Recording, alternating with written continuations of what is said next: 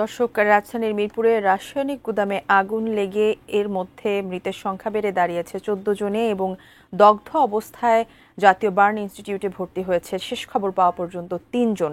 এবং সেখানে এখন উপস্থিত রয়েছেন আমাদের সহকর্মী আশিকুর রহমান অপু। আমরা আরও বিস্তারিত জানতে তার সঙ্গে সরাসরি যুক্ত হচ্ছি। অপু, সর্বশেষ আমরা জানছিলাম যে ৩ জন সেখানে ভর্তি হয়েছে এবং আপনি বলছিলেন যে এখনো পর্যন্ত আসলে ভিড়ের সংখ্যা তেমন খুব একটা নেই। নতুন কোনো ভর্তি এসেছে কিনা বা এখন সেখানে কি অবস্থা? বার্ন ইউনিটে আসলে গত ৩ ঘন্টায় আর নতুন রোগী এসে পৌঁছায়নি। ৩ ঘন্টা আগে পর্যন্ত ৩ জন রোগী এসেছিল, ৩ জনই আসলে শ্বাসনালী পুড়ে গেছে, কিন্তু এতটা পুড়ে যায়নি যে তাদেরকে আশঙ্কাজনক বলা যাবে। প্রাথমিক চিকিৎসার পর তাদেরকে বার্ন ইউনিটে রাখা হয়েছে, পর্যবেক্ষণে আছেন। এই ৩ জনের পরে গত ৩ ঘন্টা ধরে আসলে মিরপুর থেকে আর কোনো পোড়া রোগী বার্ন ইউনিটে আসেনি এবং এখন পর্যন্ত বার্ন ইউনিট সম্পূর্ণ প্রস্তুত আছে। যদি আরও কোনো রোগী সেখান থেকে উদ্ধার হয়ে আসেন তাহলে তারা তাৎক্ষণিকভাবে চিকিৎসা দিবেন। তবে যে ৩ জনকে চিকিৎসা দেওয়া হয়েছে তারা আশঙ্কা মুক্ত।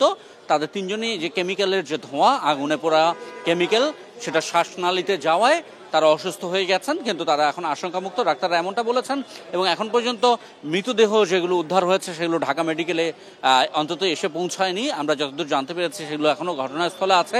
হয়তো উদ্ধার অভিযান সমাপ্ত হওয়ার কিংবা কোনো এক পর্যায়ে সেগুলো কোনো একটি মর্গে, ঢাকা মেডিকেল কিংবা সোহরাওয়ার্দী হাসপাতালের যে মর্গ আছে সেখানে পাঠানো হবে। বার্ন ইউনিট সম্পূর্ণ প্রস্তুত এবং একই সাথে কিছু স্বজনকে আমরা দেখেছি বার্ন ইউনিটের চারপাশে অপেক্ষা করছেন। তারা বিকাল থেকে এসেছেন, স্বজনদের ছবি নিয়ে এসেছেন, কেউ কেউ এসেছেন কর্মীর খোঁজ করতে। এরকম ৮-৯ জন অন্তত বা ১০ জনের মতো নিখোঁজ ব্যক্তির সন্ধানে মানুষকে আমরা আসতে দেখেছি, এসেছেন, খোঁজ করেছেন, চলে গেছেন হয়তো মর্গে অন্য কোথাও বা ঘটনাস্থলে। ফলে নিখোঁজদের ব্যাপারেও এখনও সুনিশ্চিত করে কিছু বলা যাচ্ছে না। আহত আর কেউ আসবে কিনা এটাও নিশ্চিত না। এখনও ঢাকা মেডিকেল এবং বার্ন ইউনিটের আশেপাশে শিক্ষকদের যে ধর্মঘট, যে আন্দোলন, তার কারণে পুরো এলাকা স্থবির হয়ে আছে যানজটে। ফলে এখানে যদি কেউ পুড়ে যাওয়ার রোগী আসেনও, তার আসতে নানান ভোগান্তি পোহাতে হবে এবং দীর্ঘ সময় লেগে যাবে, যে তার জন্য ঝুঁকিপূর্ণ হতে পারে। কারণ পুরো এলাকায় মারাত্মক যানজট এবং বলা যায় স্থবির হয়ে আছে চানখারপুল থেকে আশেপাশের সব এলাকায়।